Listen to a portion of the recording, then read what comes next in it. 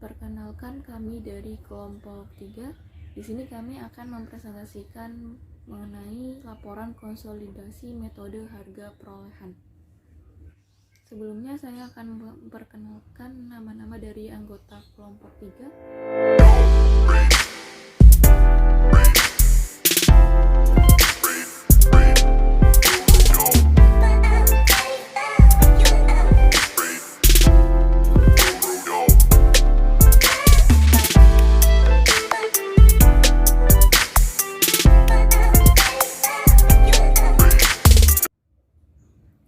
Materi yang akan kami sampaikan yaitu yang pertama ada pengertian laporan konsolidasi, yang kedua ada pengertian metode perolehan, yang ketiga ada tujuan metode harga perolehan, yang keempat ada ciri-ciri metode harga perolehan, yang kelima ada kondisi pencatatan dalam metode harga perolehan, yang keenam ada prosedur akuntansi untuk metode harga pokok, yang ketujuh ada evaluasi terhadap metode equity dan metode harga perolehan, yang kedelapan ada hal-hal yang berhubungan dengan cost method atau biaya metode.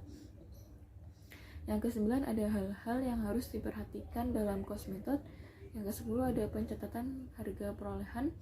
Dan yang ke-11 kami akan memberikan salah satu contoh dalam metode harga perolehan.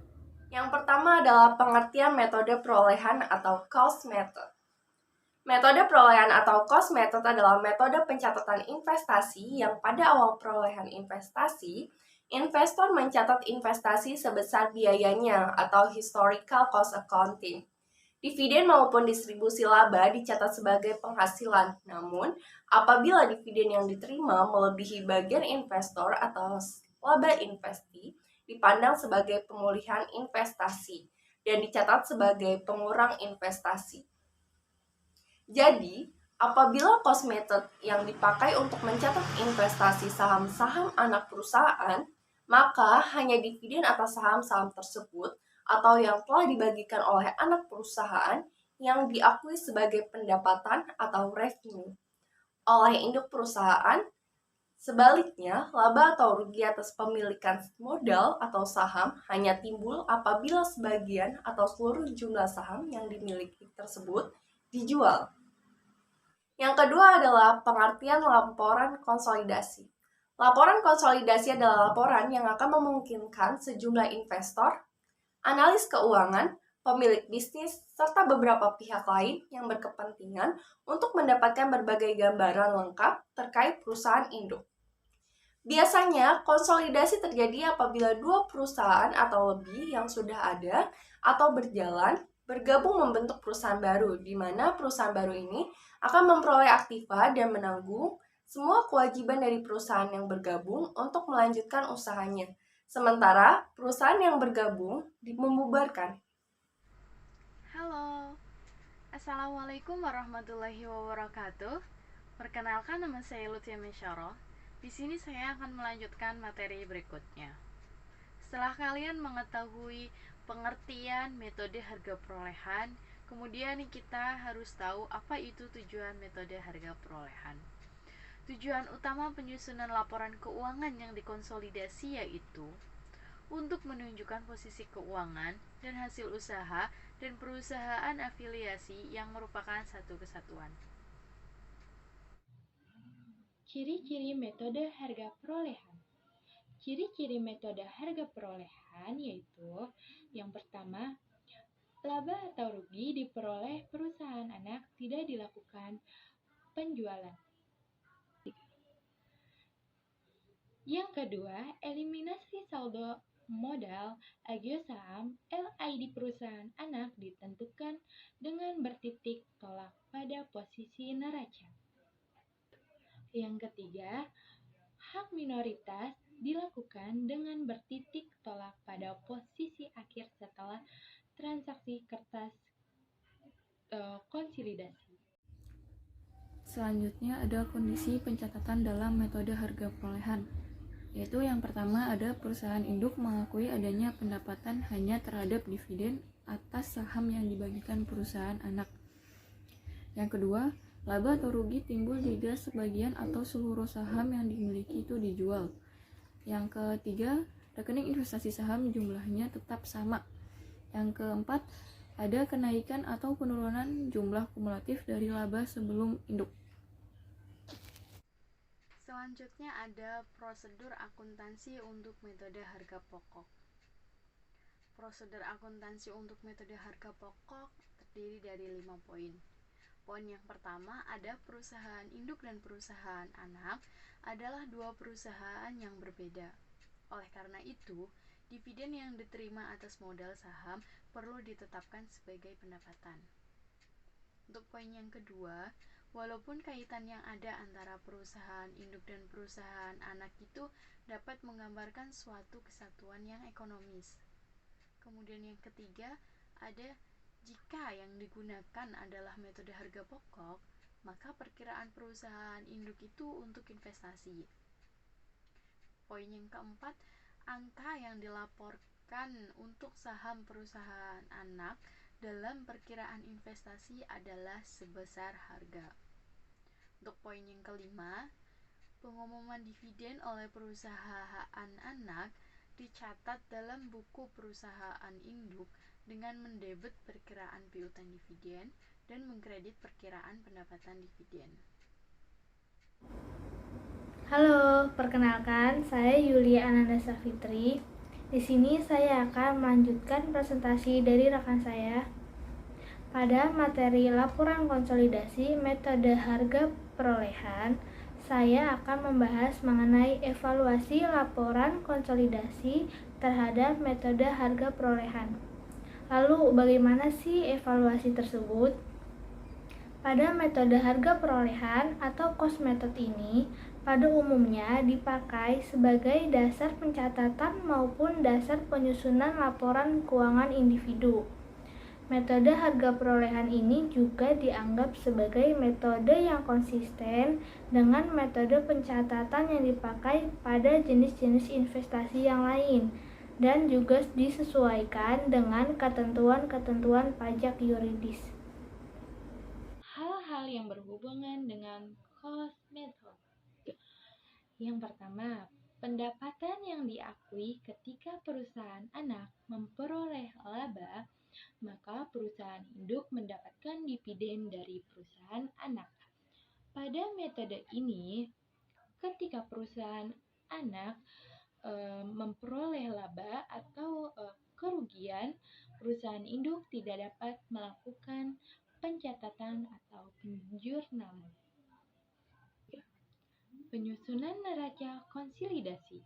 Dalam penyusunan neraca konsolidasi, ketika perusahaan anak memperoleh laba, maka perusahaan induk akan memasukkan laba yang diperoleh, mengeliminasi saldo modal, agio saham, LID perusahaan anak pada posisi neraca, serta hak minoritas ditentukan dengan bertitik tolak pada posisi akhir setelah transaksi kertas kerja konsolidasi. Selanjutnya, ada beberapa hal yang harus diperhatikan pada cost method. Yang pertama, yaitu perkiraan investasi saham pada anak perusahaan itu tidak mempengaruhi perubahan jumlahnya. Perubahan modal anak perusahaan akibat adanya laba, rugi, atau pembagian dividen tidak mempengaruhi perkiraan investasi saham pada anak perusahaan, atau induk perusahaan tidak menyesuaikan perkiraan investasinya.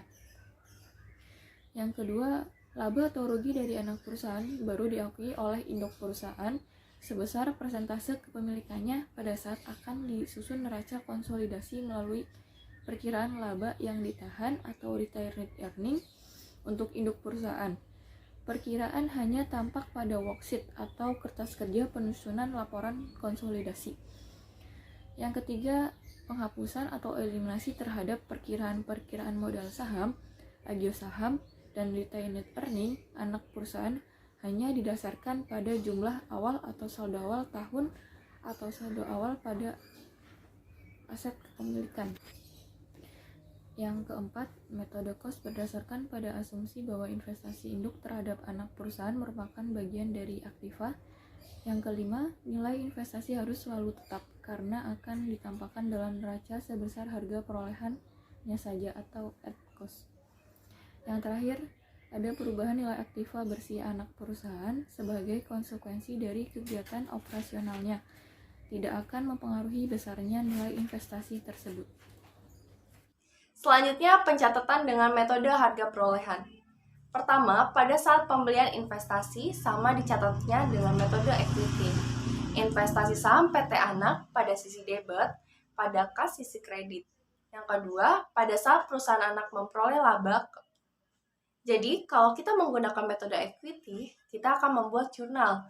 Tetapi, karena kita menggunakan metode harga perolehan, jadi tidak perlu dibuat jurnal atau tidak dicatat. Yang ketiga, dividen kas anak perusahaan. Piutang dividen atau kas pada sisi debit, pada pendapatan dividen sisi kredit. Untuk perhitungannya, berapa persen pemilikan dikali dividen kas anak perusahaan. Yang keempat, apabila dividen tersebut berasal dari laba ditahan, sebelum pemilikan maka akan dicatat sebagai pengurang terhadap harga perolehan investasi. Jadi untuk jurnalnya, kas pada sisi debit, pada investasi saham PT Anak, sisi kredit. Di sini saya akan menjelaskan contoh perhitungan laporan konsolidasi dengan metode harga perolehan. Contoh kasusnya yaitu pada awal tahun 2010, PT Matahari membeli 7.000 lembar saham PT Bulan yang telah beredar sebesar 70% dengan pembayaran uang tunai sebesar 22 juta dan aset tetap sebesar 17 juta. Kemudian neraca masing-masing entitas tanggal 10 Januari 2010 sebelum digabungkan yaitu sebagai berikut.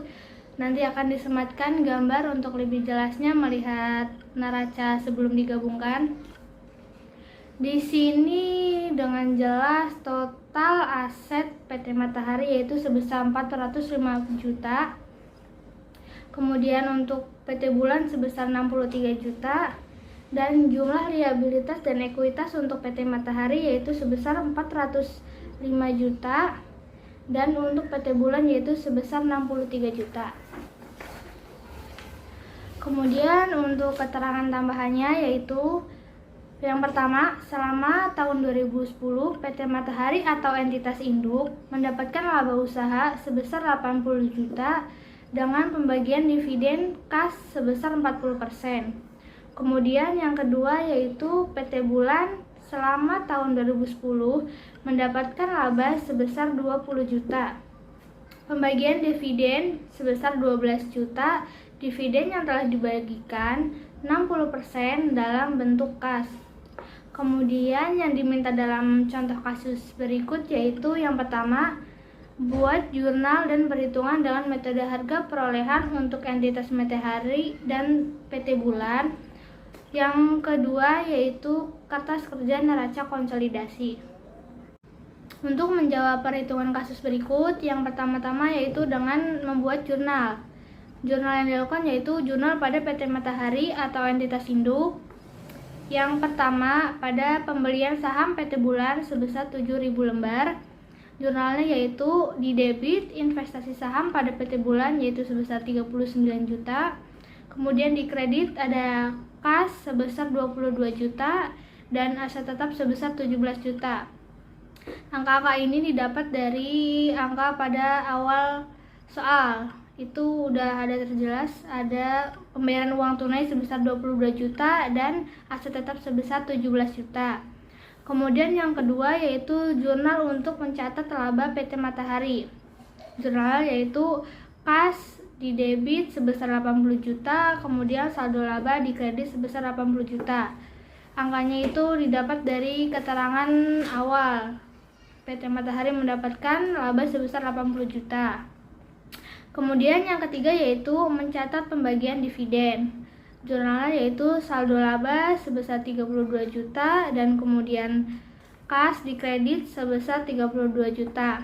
Angka ini didapat dari 40% dari laba, yaitu 40% dikali 80 juta, yaitu sebesar 32 juta. Untuk yang keempat yaitu mencatat pengakuan laba entitas anak atau PT Bulan yaitu sebesar 70% dikali 20 juta yaitu sama dengan 14 juta. Ini tidak dicatat oleh PT Matahari. Kemudian yang kelima yaitu mencatat dividen dari PT Bulan. Jurnalnya yaitu piutang dividen di debit yaitu sebesar 8.400.000, kemudian pendapatan dividen yaitu di kredit sebesar 8.400.000. Ini didapat dari 60% dari angka yang 14 juta pada jurnal keempat. Kemudian untuk yang keenam ini yaitu jurnal penerimaan kas dari PT Bulan atau pembagian kas, yaitu jurnalnya kas di debit sebesar 5.040.000, kemudian piutang dividen di kredit yaitu sebesar 5.040.000. Ini didapat dari 60% dari 8.400.000 yang pada jurnal yang kelima. Itu karena pada soal keterangan tambahan yaitu PT Bulan mendapatkan dividen yang telah diberikan 60% dalam bentuk kas. Kemudian untuk yang kedua, pembuatan jurnal pada PT Bulan atau entitas anak. Yang pertama dilakukan jurnal mencatat laba usaha, yaitu jurnalnya kas di debit sebesar 20 juta dan kemudian di kredit saldo laba sebesar 20 juta. Itu didapatkan dari keterangan kedua yang PT Bulan selama tahun 2010 mendapatkan laba sebesar 20 juta. Kemudian yang kedua, pembagian dividen kepada pemegang saham yaitu sebesar 12 juta. Jurnalnya yaitu saldo laba di debit sebesar 12 juta, kemudian utang dividen di kredit sebesar 12 juta.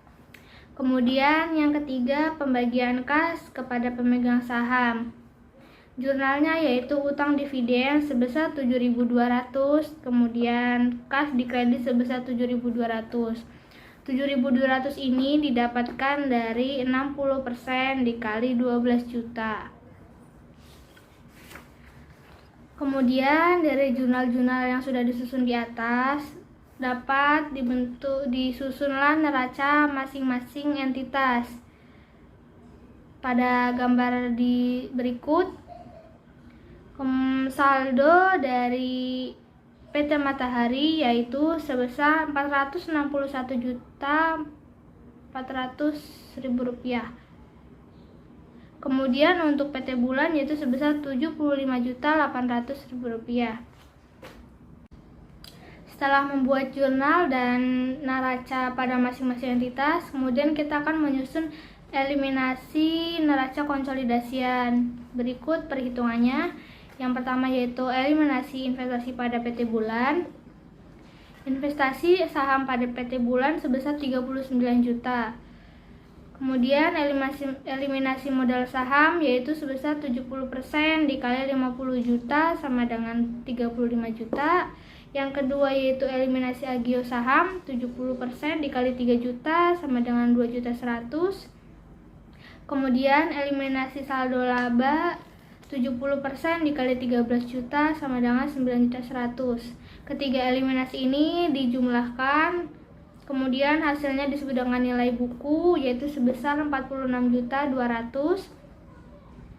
Pada investasi saham PT Bulan sebesar 39 juta, kemudian dikurangkan dengan nilai buku sebesar 46.200.000 yang hasilnya menjadi 7.200.000. Ini disebut dengan kelebihan nilai buku di atas biaya atau goodwill. Kemudian jurnalnya yaitu modal saham PT Bulan di debit sebesar 35 juta, kemudian agio saham PT Bulan sebesar 2.100.000 di debit, kemudian saldo laba PT Bulan yaitu di debit sebesar 9.100.000, di kredit ada akun investasi saham pada PT Bulan yaitu sebesar 39 juta. Kemudian yang kedua goodwill sebesar 7.200.000 di kredit. Untuk perhitungan hak non pengendali dapat dihitung sebagai berikut. Yang pertama modal saham 30% dikali 50 juta sama dengan 15 juta. Kemudian agio sahamnya 30% dikali 3 juta sama dengan 900.000.